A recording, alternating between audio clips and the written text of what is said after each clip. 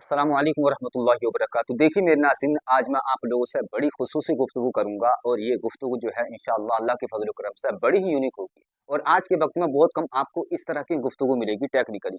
और फिर आप लोगों को अंदाजा होगा कि हमारे रसूल अकरम सल्लल्लाहु अलैहि वसल्लम किस तरह हमें एक एक पॉइंट के ऊपर रहनुमाई देकर गए हैं, एक एक चीज का बता गए हैं। मगर अफसोस कि हमने सब कुछ पढ़ा, लेकिन हमने जनाब मोहम्मद रसूलुल्लाह सल्लल्लाहु अलैहि वसल्लम को नहीं पढ़ा।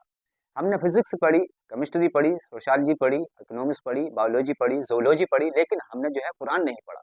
तो जब आप ये सुनेंगे, आप लोग हैरत कदा में गुम हो जाएंगे और आपको ये भी एहसास होगा कि किस तरह ये तर्जमा करने वालों ने ये चीजें छुपाकर आपके साथ जुल्म किया। और दूसरे नंबर पर जब आप लोग ये सब कुछ देखें तो फिर अपने रसूल सल्लल्लाहु अलैहि वसल्लम का शुक्रिया जरूर अदा कीजिएगा, इन पर और इनकी आल पर दरूद और सलाम जरूर भेजिएगा। अब जरा गौर से सुनिएगा, रसूलुल्लाह सल्लल्लाहु अलैहि वसल्लम अपनी उम्मत के बारे में कितने सेंसिटिव थे।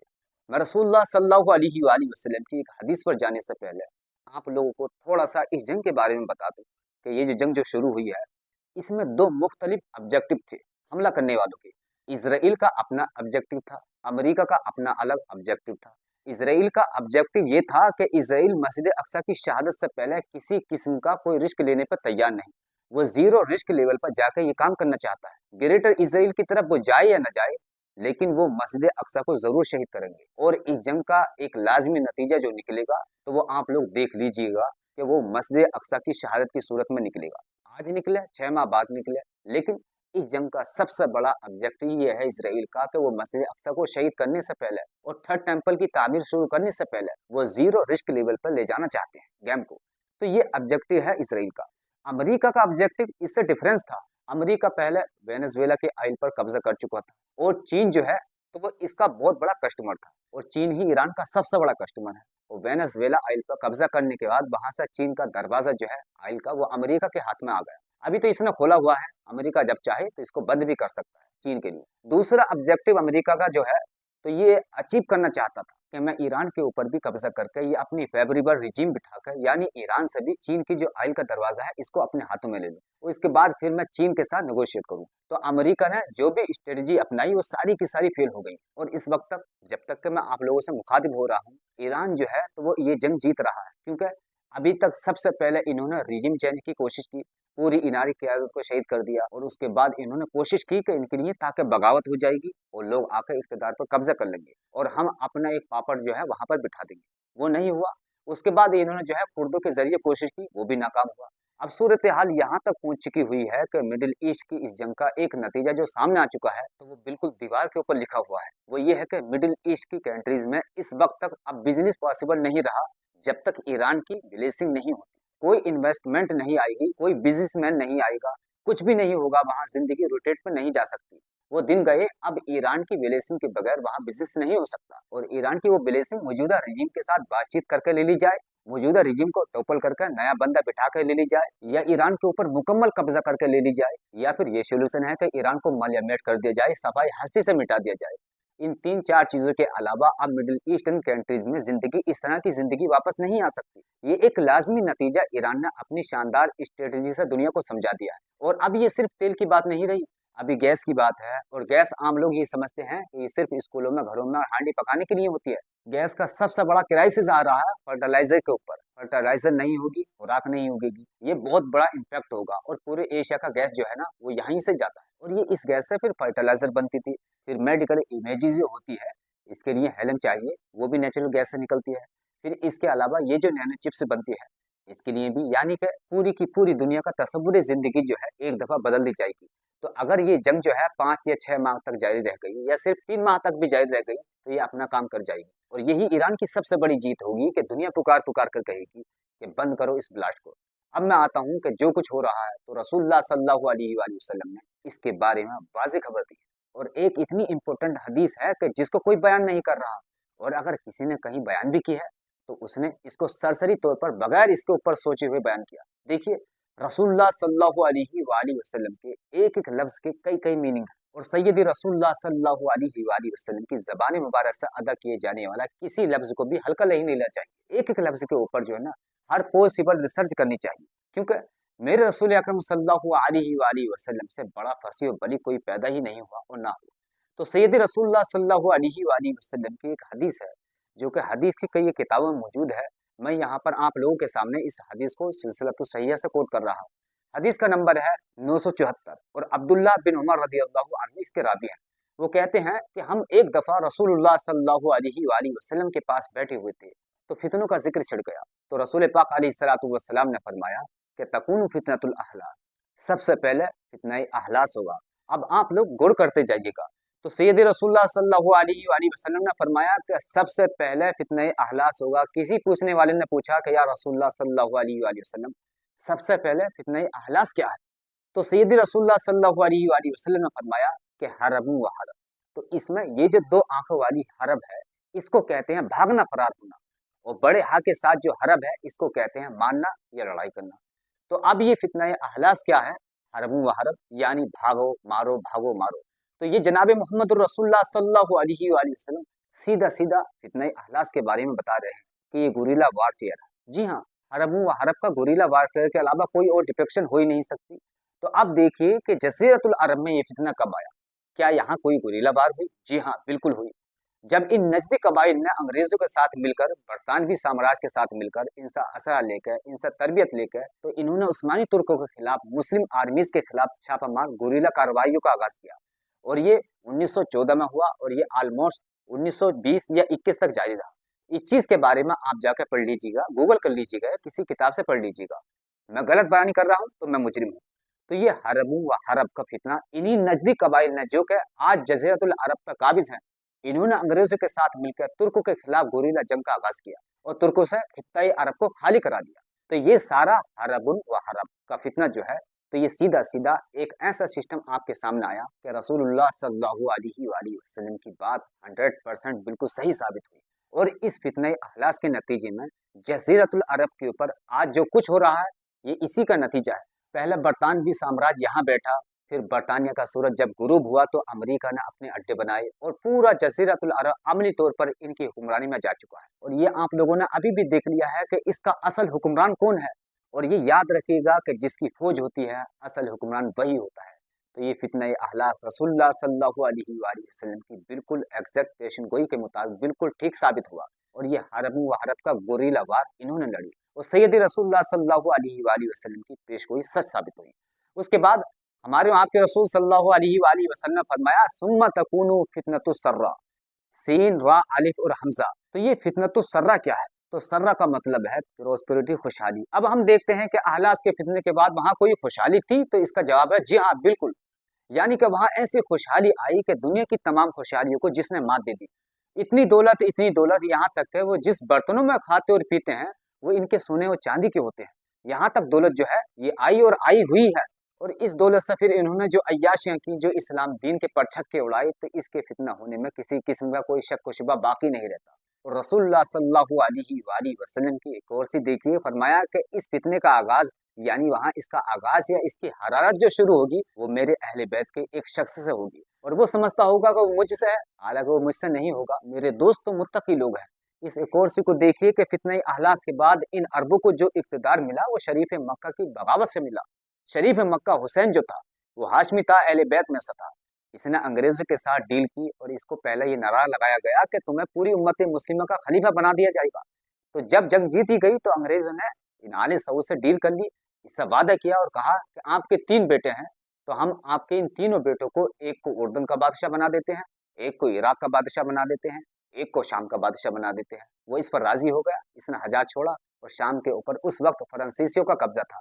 तो फ्रांसीसियों ने ये बात मानने से इनकार कर दिया। तो फिर उसके बाद इसके एक बेटे को उर्दन का बादशाह बना दिया गया और एक बेटा फैसल नाम का, शाह फैसल जो था, वो इराक का बादशाह बनाया गया।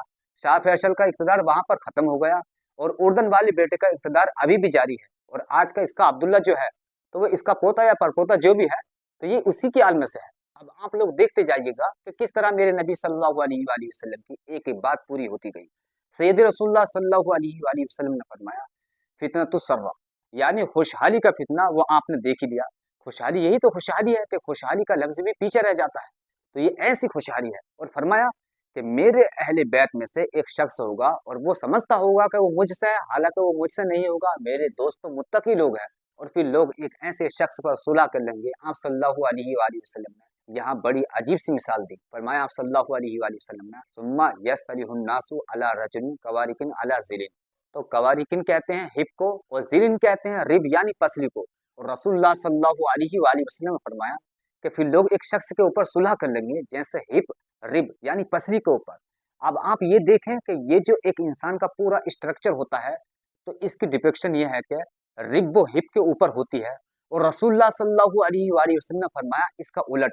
और ज़िलिन का एक मतलब ये भी है कि मुनाफिकाना गुफ्तगू में बहुत ही ज्यादा महारत रखने वाला, इसको भी ज़िलिन कहा जाता है, और ज़िलिन हिप भी होता है। तो अब जिस बंदे के ऊपर सुलह होगी, रसूलुल्लाह सल्लल्लाहु अलैहि वसल्लम ने फरमाया कि ये लोग एक ऐसे बंदे के ऊपर सुलह कर लेंगे जैसे कि यानी कि वो उल्टा काम करेगा। अब इस मुस्लिम वर्ल्ड में दो ही बंदे ऐसे आए हैं जिनके बारे में ये पॉइंट आउट किया जा सकता है, यानी फितना अहलास के बाद फितना सर्रा के दौरान लोग एक बंदे के ऊपर मुत्तफिक हो जाएंगे, और रसूलुल्लाह सल्लल्लाहु अलैहि वसल्लम ने इसकी मिसाल दी, यानी ये उल्टा उल्टा चलेगा, वो सिस्टम उल्टा चला देगा। तो एक शाह फैसल है और दूसरा शेख जैद बिन निहान।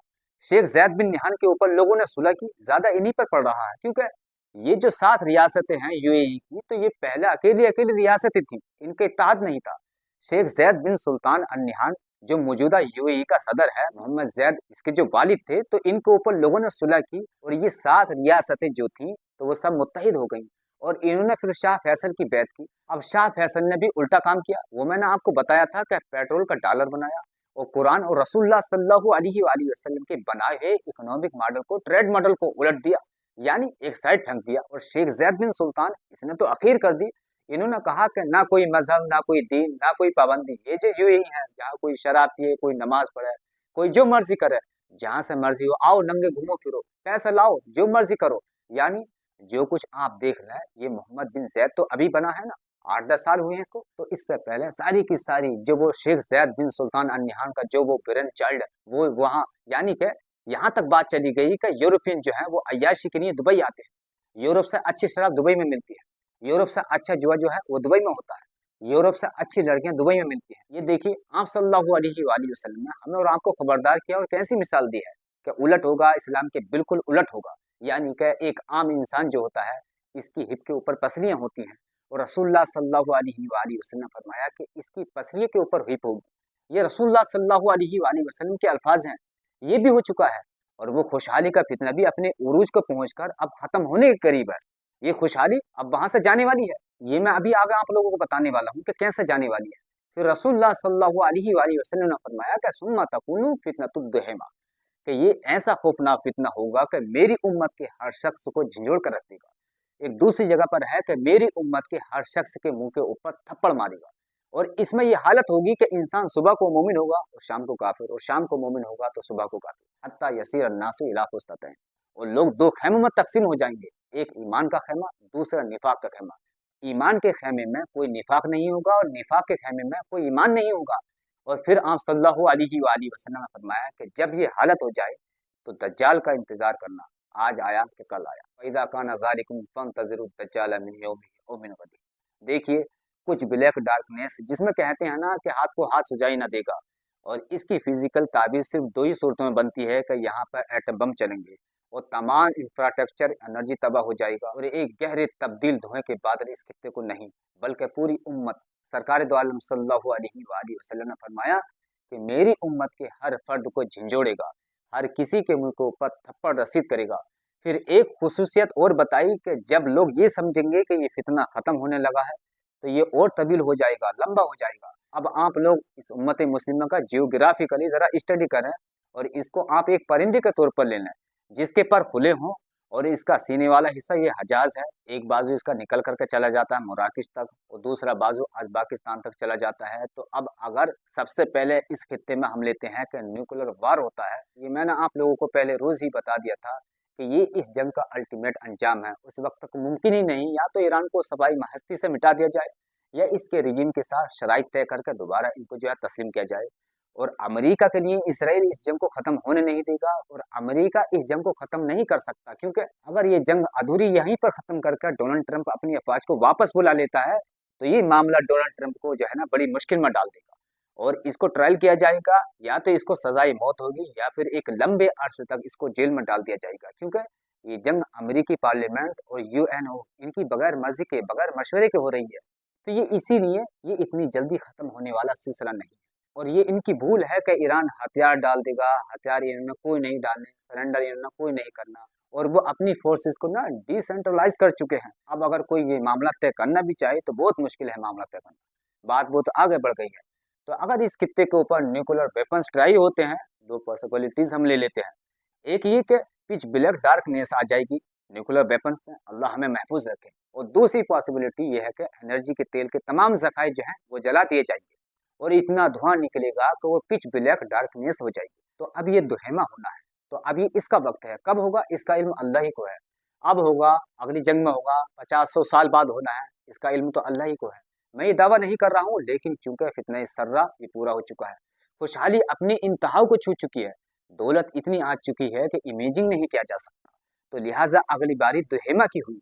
और ये जो सारा सिनेरियो जो रसूलुल्लाह सल्लल्लाहु अलैहि वसल्लम ने बताया, अहलास, सर्रा और दुहेमा, तो अगर यही वक्त है तो फिर इसकी दो पॉसिबिलिटीज है, एक न्यूक्लियर वेपन और दूसरा या फिर पूरे तेल के जखायर को आग लगा दी जाए। अब इस बात पर रसूलुल्लाह सल्लल्लाहु अलैहि वसल्लम की क्या कन्वर्टेशन मुराद लेंगे कि जब लोग ये समझेंगे कि खत्म होने लगा है तो ये और तवील हो जाएगा, लंबा हो जाएगा। क्योंकि इस खित्ते में अगर न्यूक्लियर चलते हैं तो इनके असरात पूरी उम्मत मुस्लिमा पर पड़ेंगे।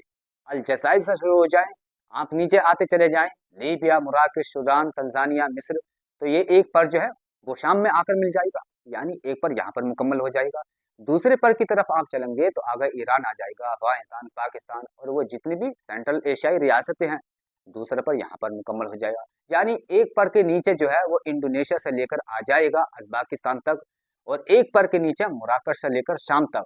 तो अगर यहाँ एटम बम चलते हैं तो पूरी की पूरी उम्मत इससे मुतासर होगी, इसलिए कि क्योंकि रसूलुल्लाह सल्लल्लाहु अलैहि वसल्लम ने फरमा दिया कि मेरी उम्मत के हर फर्द के ऊपर ये असर अंदाज होगा। तो ये जो कन्वर्टेशन है कि जब ये खत्म होने लगेगा तो वो और लंबा हो जाएगा। तो एक बात और वो मेरे जहन में ये आती है कि आजकल ये जो टैक्टिकल न्यूक्लियर वेपन्स है और इनका रेडिएशन जो है ये मखसूस 100 किलोमीटर, 200 किलोमीटर, 300 किलोमीटर के इलाके में ये जो है तबाही बपा कर देते हैं। ये इस तरह के छोटे छोटे टैक्टिकल न्यूक्लियर वेपन जो है, जो कि इस वक्त दुनिया में मौजूद है कई एक ममालिक के पास, तो ये टैक्टिकल न्यूक्लियर वेपन इससे मुराद ये है कि पहले एक मारा जाए, फिर लोग समझे कि धुआं छटे, दूसरा आ जाए, फिर तीसरा आ जाए, तो ये इस तरह भी मुमकिन नजर आता है। और वो इस हदीस का आखिरी जुमला रसूलुल्लाह सल्लल्लाहु अलैहि वसल्लम ने फरमाया कि जब ये हालत देखो, यानी कि वो सुबह मोमिन और शाम को काफिर, अल्लाह पाक बचाए, पता नहीं क्या क्या होगा, अल्लाह की पनाह मांगते रहा करें और रसूलुल्लाह सल्लल्लाहु अलैहि वसल्लम पर दरूद पढ़ते रहा करें, कुरान से जुड़े रहें और सैयद रसूलुल्लाह सल्लल्लाहु अलैहि वसल्लम की अहादीस, इनकी सुन्नतों से जुड़े रहें। इंशाल्लाह आपको कोई खतरा नहीं होगा, लेकिन जो शख्स इनसे नहीं जुड़ेगा इसी के लिए बड़ी खराबी होगी। ये एक सीधा साधा प्रिंसिपल है। और आखिरी बात सैयद रसूलुल्लाह सल्लल्लाहु अलैहि वसल्लम की कि जब ये हालत देखो तो दज्जाल का इंतजार करना आज निकला कि कल निकला, इसका मतलब जो हमारी समझ में आता है कि या तो ये फितना इमाम मेहदी अलैहिस्सलाम के ज़ुहूर के साथ ही ज़ाहिर होगा और तब एटम बम चलेंगे, या तेल की कुओं में आग लग जाएगी, या फिर फितना ये दुहेमा जो है इमाम मेहदी अलैहिस्सलाम से पहले शुरू हो चुका होगा, इमाम मेहदी अलैहिस्सलाम इसी फितने के दरमियान आएंगे। क्योंकि दज्जाल का ज़हूर उस वक्त में होना है कि जब इमाम मेहदी अलैहिस्सलाम क़ियादत कर रहे होंगे। ये सिनेरियो इस इवेंट्स का, या तो इमाम मेहदी अलैहिस्सलाम तक ये छोटे छोटे एटम बमों का सिलसिला जारी रहेगा, क्योंकि ये बात सीधी नजर आ रही है। और रसूलुल्लाह सल्लल्लाहु अलैहि वसल्लम फरमाते हैं कि लोग समझेंगे कि ये खत्म होने वाला है तो ये और तवील हो जाएगा, लंबा हो जाएगा। इसका मतलब ये कि ये फितना वक्फे वक्फे से अपनी शिद्दत को पहुंचेगा, फिर शिद्दत कम होगी, फिर शिद्दत को पहुंचेगा, फिर शिद्दत कम होगी, फिर इस तरह होता रहेगा। तो अगर ये एटम बम है तो एक चलेगा, फिर कुछ माह बाद दूसरा, फिर तीसरा, इस तरह की चीजें हैं जो मुझे नजर आ रही हैं। देखिए, हकीकत अल्लाह ही जानता है, गैर कोई में अल्लाह ही को है, उसके अलावा कोई नहीं जानता। इसका वक्त कब है ये हम नहीं जान सकते, लेकिन फितनतुल सर्रा इसे जो है ना हम लोग अपनी सर की आंखों से देख रहे हैं, उरूज पर पहुंच चुका है। अब फितनतुल दुहेमा का वक्त है और ये हुआ जाता है या आगे होगा या हो चुका है, ये अल्लाह ही बेहतर जानता है। तो इसलिए मेरे नाज़रीन, आप लोगों ने अपनी हर नमाज में हालत तशहुद में इस दुआ को लाजमी पढ़ा कर, अल्लाहुम्मा इन्नी अऊज़ु बिका मिन फितनतिल मसीह दज्जाल, क्योंकि हमारे वहाँ के रसूल जनाब मोहम्मद रसूलुल्लाह सल्लल्लाहु अलैहि वसल्लम की पूरी ज़िंदगी में कोई एक नमाज ऐसी नहीं रही जिसमें आप सल्लल्लाहु अलैहि वसल्लम ने ये दुआ न मांगी। अल्लाह पाक हम सभी का हामी और नासिर।